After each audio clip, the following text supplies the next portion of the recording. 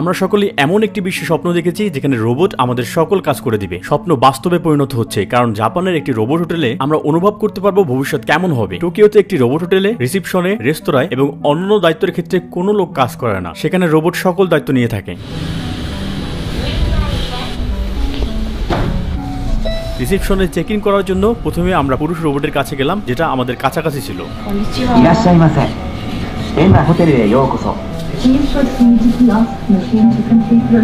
আমরা মহিলা রোবটের দিকে ফিরলাম, যেহেতু সে আমাদেরকে ডাকছে। Welcome to Hanna Hotel. Please use the touch panel to select your language. Please scan your passport page with your picture on the device. রোবটের নির্দেশে আমরা আমাদের পাসপোর্টগুলো স্ক্যান করেছি, ফাইলে স্বাক্ষর করেছি। তারপর রোবটটি আমাদেরকে অভ্যর্থনা জানালো এবং তথ্য নেওয়ার জন্য তথ্য প্রদানকারী মেশিন আমাদের গাইড করলো। আমরা নিজেরাই মেশিনের মাধ্যমে অর্থ প্রদান করেছি, কোনো মানুষ ছিল না এখানে। জাপানি সংস্কৃতিতে অভিবাদন খুবই সাধারণ। একে অপরকে শেষবারের মতো শুভেচ্ছা জানিয়ে আমরা রিসিপশন থেকে বের হলাম। দেখো ওখানে কিছু একটা।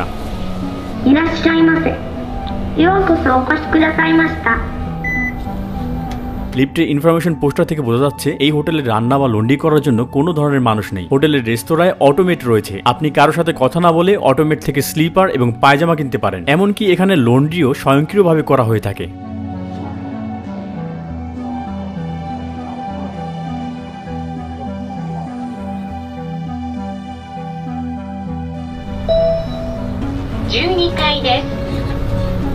মুখ শনাক্ত করে রুমের দরজা খোলা হয়। রুমে হাঁটার সাথে সাথে টেলিভিশন চালু হয়ে গেল, এছাড়াও এসি স্বয়ংক্রিয়ভাবে চালু হয়ে গেল। এখানে একটা ক্যাবিনেট, দেখি কি আছে।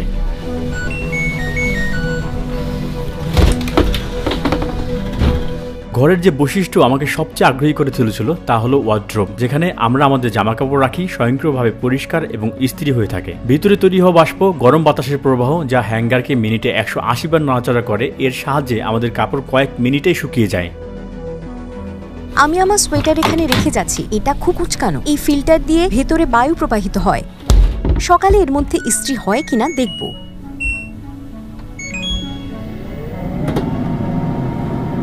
আমাদের পাশে রয়েছে একটি টেলিফোন এবং রুম নিয়ন্ত্রণ করার জন্য সিডি এর মতো রয়েছে একটি এআই। টিভি বন্ধ, আমি এটাকে চালু করছি। এটি চ্যানেল পরিবর্তন করে।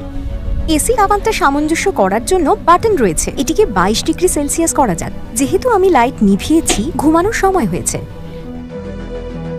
পরের দিন রোবট জানালা এবং মেঝে পরিষ্কার করলো এবং আমরা দেখলাম রোবটগুলো লাগেজও বহন করতে পারে।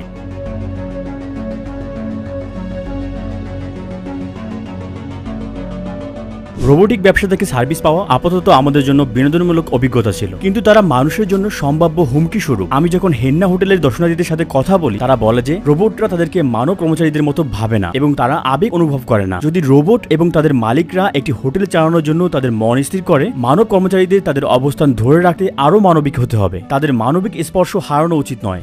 উচ্চ কর্মসংস্থানের খরচে সাড়া দেওয়ার জন্য জাপান ইতিমধ্যেই অর্ধ মিলিয়নের বেশি রোবট শিল্পে কর্মী নিয়োগ করেছে। এটি সকল দেশের মধ্যে একটি রেকর্ড সংখ্যক এবং তাদের বড় কোম্পানিগুলো আগামী 10 বছরে এটিকে 1 মিলিয়নের বেশি লক্ষ্য নির্ধারণ করেছে। টোকিওতে টেলিকমিউনিকেশন কোম্পানি এবং ব্যাংকের মতো অনেক পেশায় রোবটের অবস্থান রয়েছে। এই রোবটের নাম পেপার।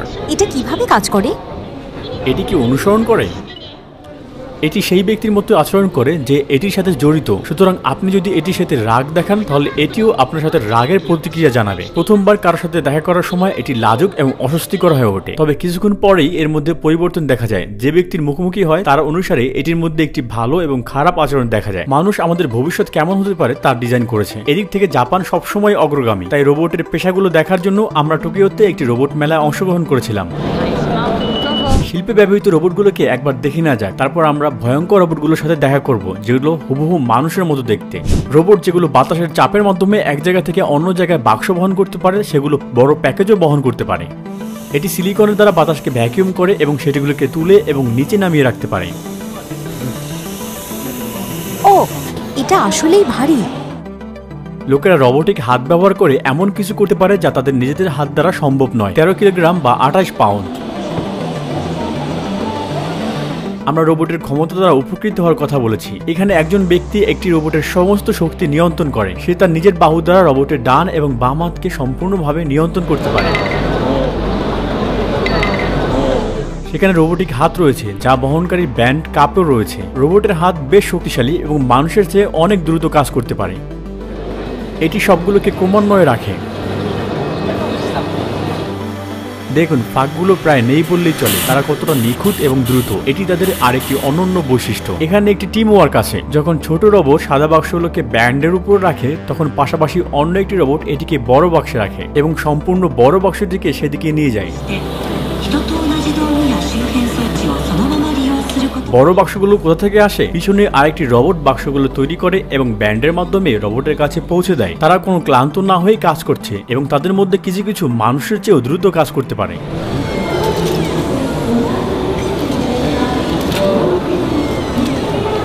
সবই শতভাবে ধরে আছে এবং এই রোবটটি কোনো রকম ত্রুটিহীনভাবে বৃত্তের ফাঁকা জায়গায় দিয়ে একটি লাঠি পাস করে। এটি আমাদের কাছে একটি শো দেখার মতো।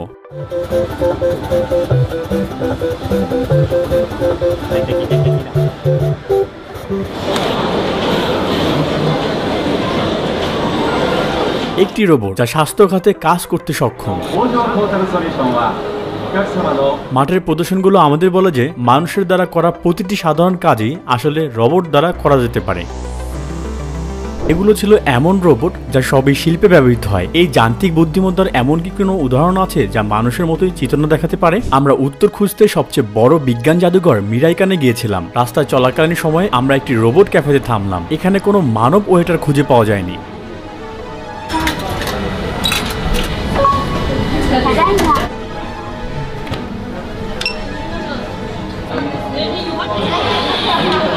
একটি রোবট কাপ নিয়ে এখন কফি ঢেলে দেবে।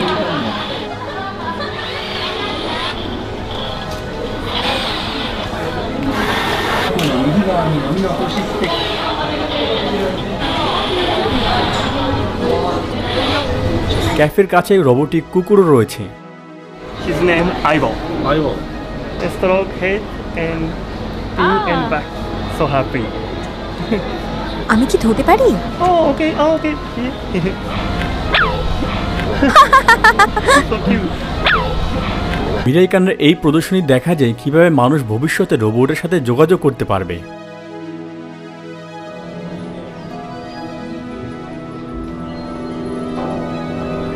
একটি বিশাল বিশ্বের মডেল, রোবট প্রজাপতি, রোবোটিক ইকোসিস্টেম, তাদের কৃত্রিম অঙ্গ এবং সিলিকন স্কিনগুলো মানুষের মতোই দেখতে। এগুলো মানুষের সবচেয়ে কাছাকাছি মিল দেখায়। যখন কেউ এই রোবটের সাথে দেখা করে তখন সে স্বভাবতই অন্য ব্যক্তির সাথে একই ঘরে থাকা এবং একজন মানুষের দিকে তাকিয়ে থাকার মতো অনুভব করে। এটি একটি টেরিনয়েড। এটি একটি মানব শিশু অনুকরণ করে। এর উদ্দেশ্য রোবট এবং মানুষের মধ্যে যোগাযোগ উন্নত করা। অন্যান্য শিশু রোবট একই রকম দেখতে।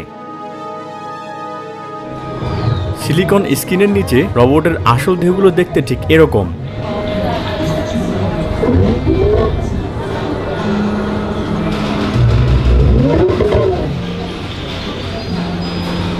এই রোবটটির মুখ দেখতে একদম মানুষের মতো দেখায়। এটি আমাদের প্রবৃত্তি নিয়ে খেলা করে। আমাদের অনুভূতিগুলোকে সহজে বোকা বানানো যায় যাতে আমরা ভাবতে পারি এটি কেবল মুখের দিকে তাকিয়ে থাকা আবেগী একটি মানুষ। কেমন আছেন? আমি ভালো আছি, তুমি? আমিও ভালো আছি। আপনি কি রোবট নাকি মানুষ? আমি একজন রোবট। তোমাকে দেখতে একদম মানুষের মতো। হ্যাঁ, আমি মানুষের দ্বারা তৈরি। তোমাকে ছুঁতে পারি? না। কেন? আমাকে এর জন্য ডিজাইন করা হয়নি। ঠিক আছে, তোমার বয়স কত? আমার বয়স 2 বছর। মহিলা হিসেবে তোমার কণ্ঠ অদ্ভুত। হ্যাঁ, আমি অনুমান করি প্রোগ্রামিংয়ে একটি ত্রুটি আছে। হ্যাঁ, মনে হচ্ছে প্রযুক্তিগত ত্রুটি আছে। হ্যাঁ। তোমার চোখ দুটো লাল হয়ে আছে। কেন বললে? তুমি কি আমাকে অনুসরণ করতে পারো?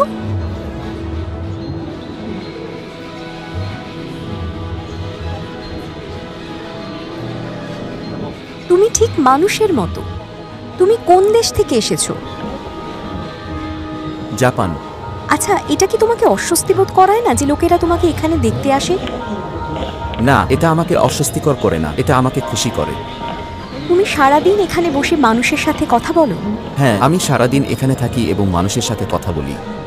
এই সিস্টেমটিকে অটো নিউরয়েড বলা হয়। আপনি ভাবতে পারেন যে মেয়েটি একটি সচেতন রোবটের সাথে কথা বলছিল, কিন্তু কথোপকথনের আগে আমি কন্ট্রোল রুমে প্রবেশ করি এবং রোবটের মুখের নকল, হাড়ের নড়াচড়া এবং শব্দ সহ সবকিছু নিয়ন্ত্রণ করছিলাম। আমি আমার ঘাড় বাম থেকে ডানে সরাবো। এই যে আমার ক্যামেরাম্যান, হ্যালো হ্যালো। এটি প্যারো একটি রোবোটিক এলিফ্যান্ট ছিল যা অটিজম আক্রান্ত ব্যক্তিদের চিকিৎসা করতে ব্যবহৃত হয়ে থাকে।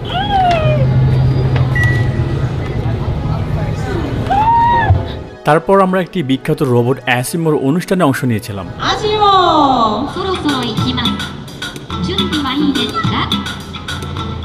এটি ঘন্টায় 5.6 মিটার গতিতে দ্রুত মঞ্চের দিকে ছুটে যায় এবং তার ভারসাম্য বজায় রেখে সাবধানে থামে। আমরা কিভাবে পৃথিবীকে দূষিত করছি সে সম্পর্কে এটি আমাদেরকে বলে শোনায়।